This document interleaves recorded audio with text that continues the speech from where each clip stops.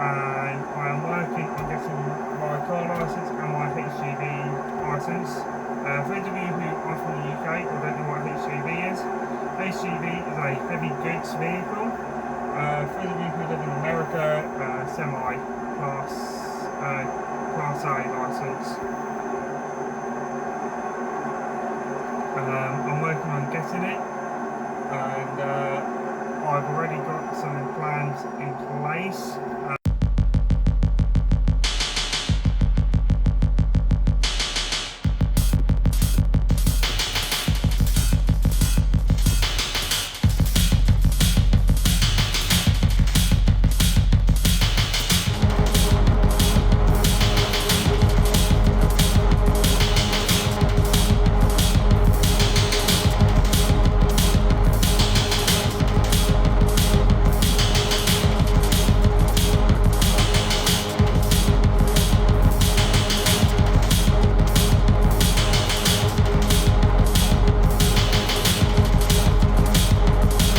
Hello ladies and gents. Right, as you'll see from the vlog, I am on my way to Sweden, and I thought I'd take this opportunity to do a very quick Q&A session. I asked out on Instagram if you guys have got any questions. You guys smashed it yet again. I've got some epic questions, some interesting ones, and a few I haven't questioned before. Let's get into it. So the first question I have is, have you ever been to the A92 and the A90? Right, the answer to that is I'm very heavy. For starters, I've got 26 ton of worktops on board. The answer to that is I have been on the A92 and I have been on the A90. Last time I was on the A90 was when I was heading to Kilmarnock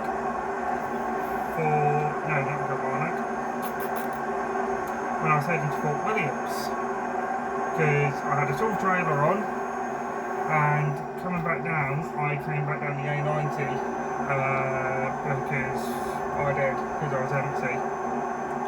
So I thought, you know what, I'll go that way, headed for my reload that way, because it's also marginally a bit quicker. More miles, but it was marginally quicker than going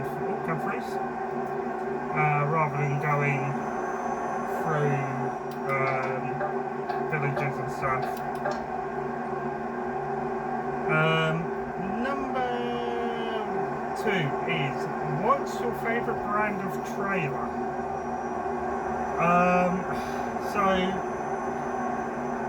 Trailers are made by different manufacturers, as most of you will probably know.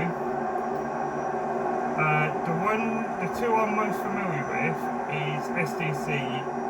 Well, the three I'm most familiar with is SDC, Lawrence David, and Monterey. Because I drive DLSCs, as you would have seen from some of the previous videos.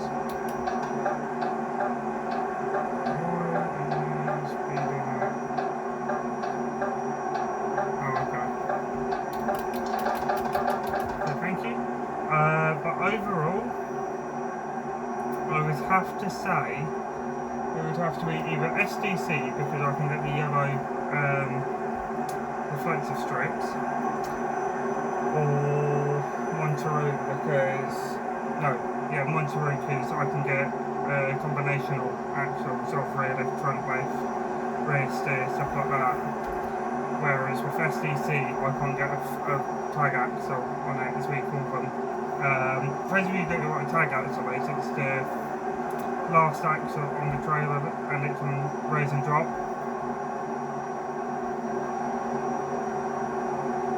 So, yeah, they're the sort of trailers I prefer. What's the tall trailer out here? The next one is, if you could go back before you're an international tramper, which is what I do now, what would I do? Class 2, Class 1 multi-drop. I love multi-dropping, and sometimes I need international runs, we actually multi-drop, because the reason for that is sometimes we have multiple loads we take. So whenever I do the parts run for Volvo or Scania, sometimes Renault, sometimes Fiat in Italy, we will have multiple collections to make along the way, especially if it's oil filters, stuff like that. The next one is curtains or fridges.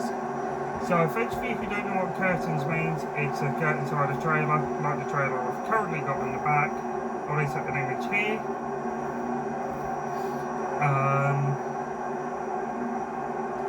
Fridges, fairly obvious, refrigeration will work. I'm not a fan of fridge work. I will do it if I have to, but I'm happier doing curtain side of work. This is where I'm happiest, I think. I'm not a fan of container work. Again, I will do that as well. We go a bit of a hill. And she's struggling, come on. There we go. Flatbed work. Yes, I love doing flats. It's probably going to be one of my favourite work to do. Because for flatbed work, you can't really get yourself in some pickles. As I found out when I was on flatbed work in Italy, when I was with LKW. Manual or automatic? It would have. Oh, this is interesting because there's different rumours on this one. So you've got some work that still require a manual gearbox. Hiab work is one of them. Check out the human and being wielded.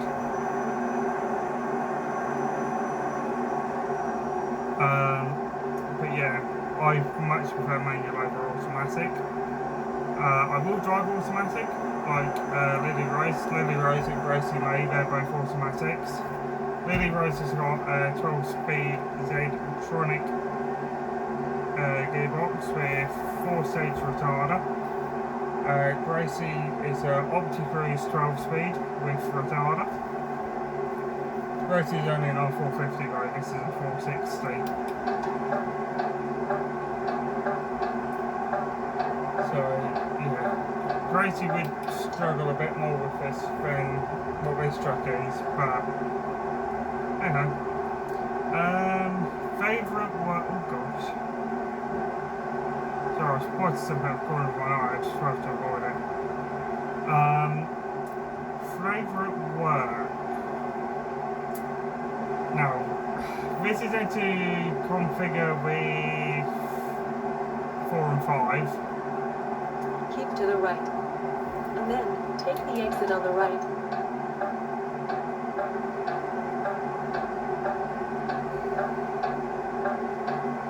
I can see on the blockage.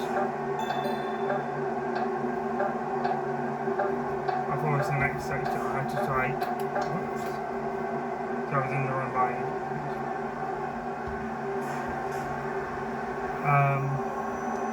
So I know roughly where we are, about 3 hours away now from my delivery. So there's many types of work I'm qualified to do. I can do curtain insiders, refrigerated, medical, tankers, so that's dairy tankers, and so sort of food tanker work. I can do ADR. I can only do fuel tankers. I can only do 1 and 3, so 2 of the most dangerous. Someone asked, can I haul nuclear goods? No, I cannot.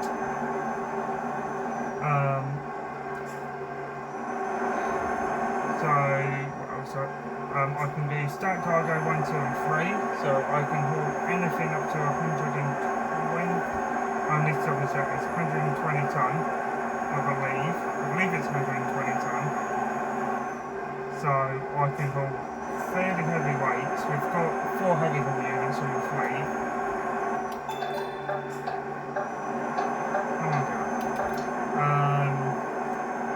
Overall, I would say curtain sider, low loader, food tanker work is busting all the way out of farms. So that can be quite amusing trying to get into that.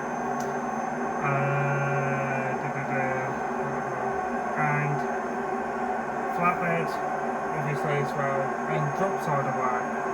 I haven't really touched on drop sider work, but drop sider work is fertiliser, bricks, roof tiles, and they're either farms or construction sites, and they can be really awkward.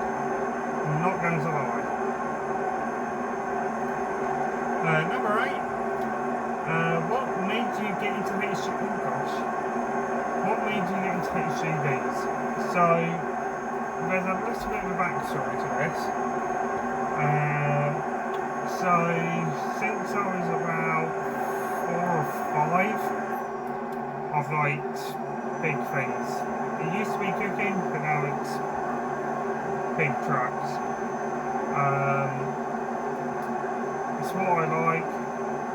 It's where I'm happiest, being out on the roads, enjoying the views, and I am working on getting my car licence and my HGV licence. For those of you who are from the UK or don't know what a HGV is a heavy goods vehicle. For those of you who live in America, semi-class Class A licence.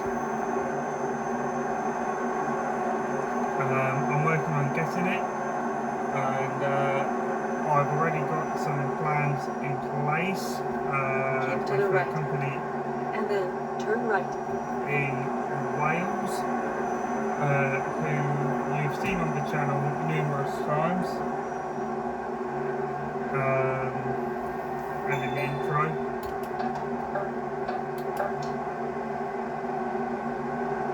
This time last week I was broken down on this bit of road right there. Fun fact. Yeah, so I've always been into HGVs. Imagine why I haven't got lights on. I do. I've just got DRLs on. So all my side lights. If I put my side lights on, that's fine because I run them through as DRLs on this particular truck. But yeah, no. I just love being out on the roads. And I enjoyed delivering to different sites.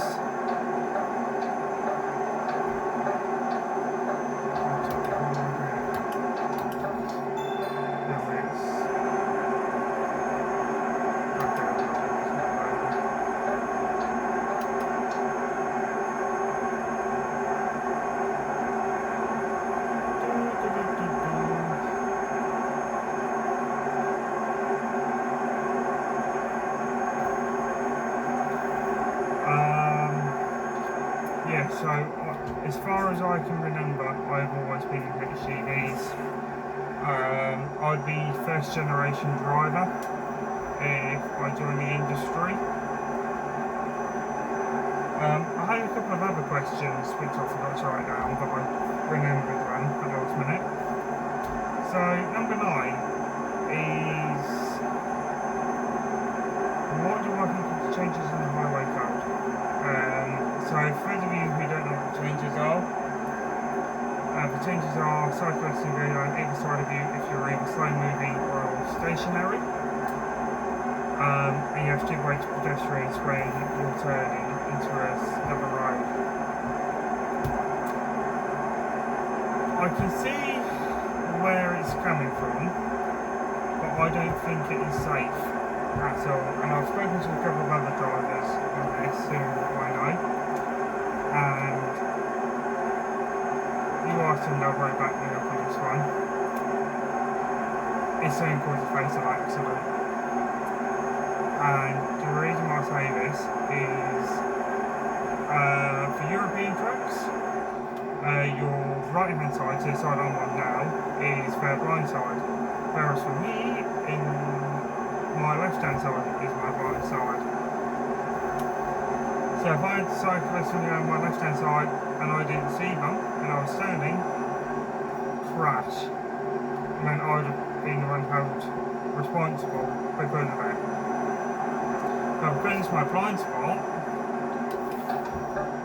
I think it's going to cause some very serious accidents with some very serious injuries and potentially fatal injuries. Pedestrians having right of way to cross the road? Yes and no. If it's a small side street, I can fully understand that. But if it's a major road, like a main road going into a town centre, no. I think they need to use the crossings properly. Obviously, if they've got priority with crossing, a whole different ball game. But I think it needs to be rethought, and yeah, I think the unpredictability is getting to the point where the roads are more dangerous now than what they used to be before COVID-19 and everything. Anyway, enough of that, enough of me ranting on. The final one is how long have I been working for this VTC for, so Freight Runners. So, when I first started, I was working for Stokes. I then moved to Pro Speed. So when I first started in 2015, yeah, 2015, yeah, 15 or 14, yeah, 15. This is before I started doing YouTube in 2017. So in 2015, for my first 8 months, yeah, I was working for a company called Stokes. Then I was back on agency, and I was working out of Euro Goodies for 2 months.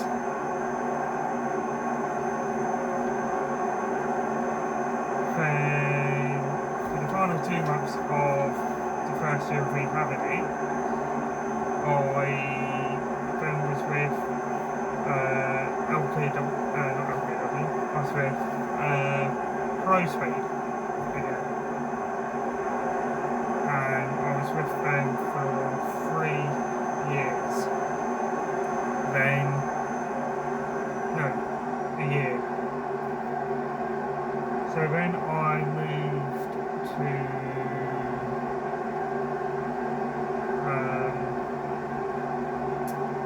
another company whose name I cannot remember. Only a small company, and I was with them for just over a year, and then, no, I was with, what was all there? It'll come back to me in a sec. Then I was with,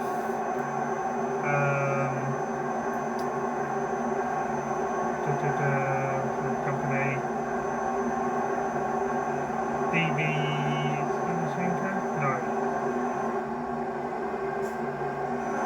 Then I was with CMA,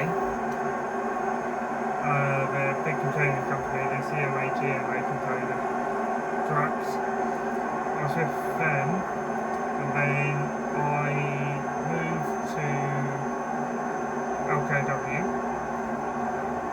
I was with them for 3 years.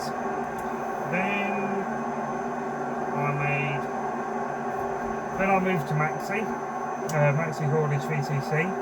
I was with them for quite some time on agency, so I was only there as a day driver. Thoroughly loved the runs and really enjoyed what I did. Then I went to CCL.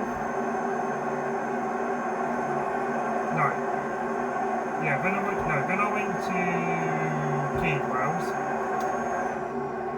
which is possibly the worst decision I ever made.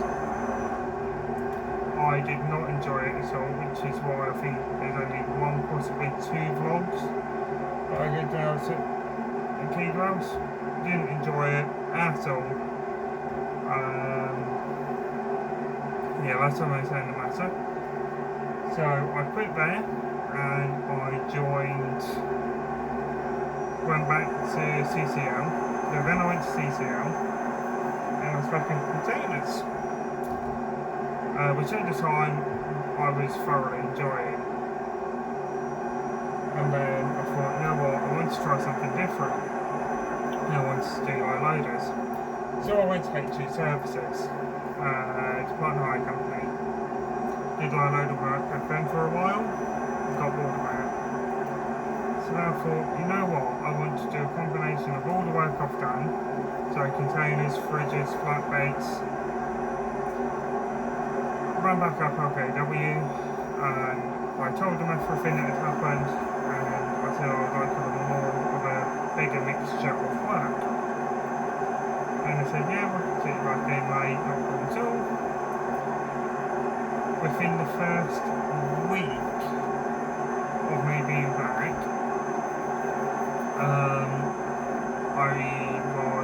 I'd done curtain side work, fridge work, flatbed work, an international run. Well, I say it was long distance. At the time, it was long haul for me. I went over to Rotterdam and then Amsterdam for a reload. And it was meant to feed us, so thoroughly loving it, having the time of my life. And when I got sent to Italy, enjoyed it even more with one of our tackless Scanias, which funnily enough we bought off LKW because it was a Euro 5.